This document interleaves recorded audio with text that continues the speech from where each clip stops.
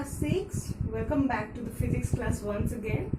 So in our last class we have started with a new chapter, that is chapter number 2, which is the physical quantity and measurement.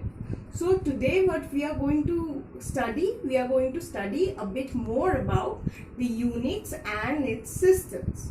Okay, so let's get started. So when we are talking about units, in our last class also what we have said, what is a unit? Unit is a fixed quantity. You remember when we were talking about the measurement? How do we measure? We compare a unknown quantity or unknown physical quantity with a fixed quantity of same kind, right?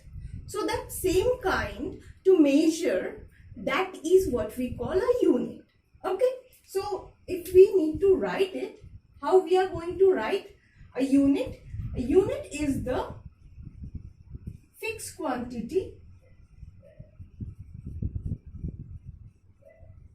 of same kind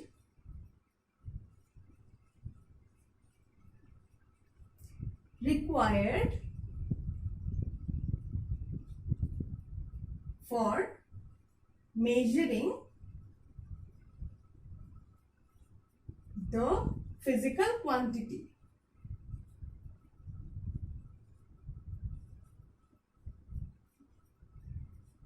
Okay, so how many types of units are there?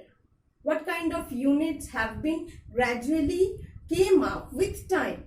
So for our convenience, that is the SI unit. Means, what is SI unit? See here, it derived from a French word, that is Système International des Unités. Okay, so from there it came as SI unit. So what is this SI unit? From this name it is basically, the meaning is that kind of unit which is internationally accepted or accepted by the scientists throughout the world. All of the world, the scientists who are saying, maybe in the Algeria, maybe in the Tunisia, India, or Bangladesh, everywhere, all the scientists are going to accept these units. Okay, so SI units are the units, we can say, which are accepted internationally.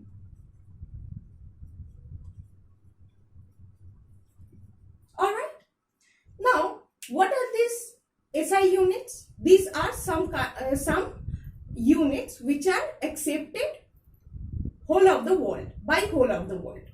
Now if we are talking about the fundamental physical quantities, let's say what are the fundamental physical quantity we have already learned in our last class?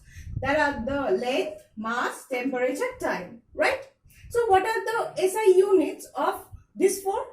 So the SI unit of length is meter, mass is kilogram, that is kg, temperature is Kelvin, and time, that is the universal or SI unit, is second.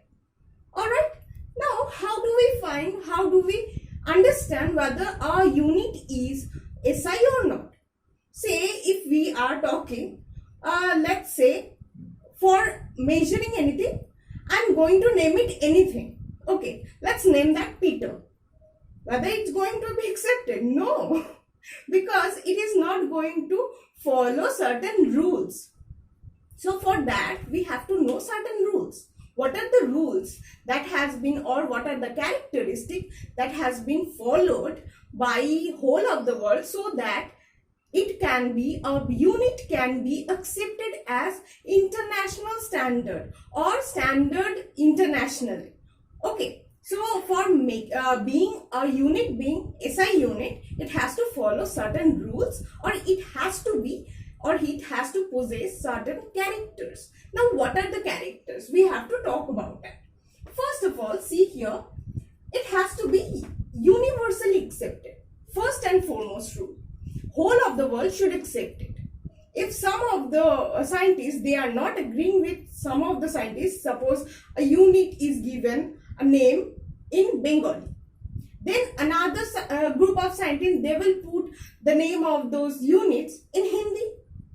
I am talking about within India only. Then some of the scientists will, of the Keralian scientists, they will put the name in Malayali. Okay, so that will create a chaos among each other. Whole of the world, they will start quarreling among each other over one unit, naming unit, whose language is going to be preferred. So, for the first and foremost rule is, the unit should be accepted universally. Understand? After that, they should have a convenient size. Now, what this term stands for, convenient size. Now, say, let's take an example. This is a board, right? Now, how we are going to measure this board? Let's take a hand size, okay? Hand span. Now, we don't have, suppose we don't have any unit, we don't know any kind of unit that measured the length, okay? So, this is the length we have to measure. Now, how we are going to measure? We are taking a hand span, that is this span, okay? So, for measuring this, how many span I need? 1, 2, 3 and a half. So, 3 hand span I needed to measure this board, right? Then, if you are going to measure this, how much hand span it can be? Your hand may be a bit smaller than me, or it can be bigger than me also. So, it can take 4 hand span, 5 hand span, or if somebody elder than us is measuring, they can, the hand span can go for 2, right? So, it is going to vary from me to you, from to other person. So, it is varying from, so that hand span is different. It is differing from one person to other. It should not be like that. Understand? So, the unit from one person to another person, it will differ, right? So, for that, we need a one unit that will be of convenient size. Okay. So, convenient size means it should have a particular amount that will not change. The size should be constant. Got it? Then, define accurately, exactly. Say, for example, 1 meter equals to how many centimeter? 100 centimeter, right? So, this 1 meter equals to 100 centimeter, it is not differing, right? 1 meter will always be 100 centimeter. So, it should be defined accurately. 1 meter will equal to be will be equal to 100 centimeter. It should be exact. No changes should be allowed.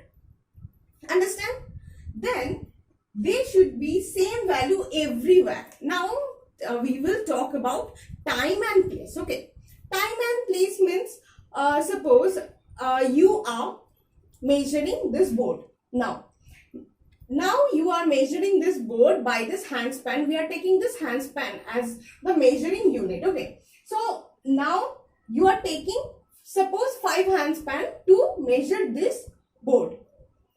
After 5 years, you will grow larger. You will grow up a bit more. Your height will grow. So as your size of the fingers and hand palm.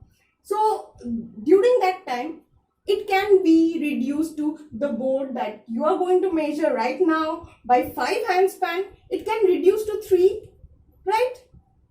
So that is what we are calling time. And then if we are going to measure a larger distance from, suppose, Kolkata to Delhi, we cannot measure this by hand span. No, that will take a lifetime for that. So for that reason, the measurement or the SI unit should have the same value everywhere and every time. It should not change with time or change with place. Got it?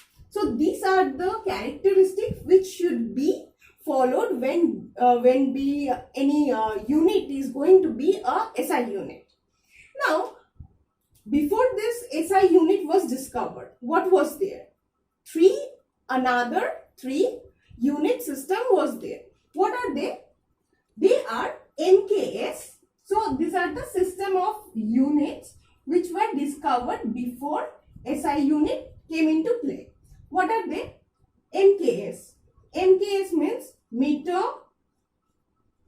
kg, second system. Okay. CGS. We still now go calculate this by CGS. Many things by CGS system like centimeter, G for gram, S for second. Okay. Then coming to FPS, that is foot, pound and second.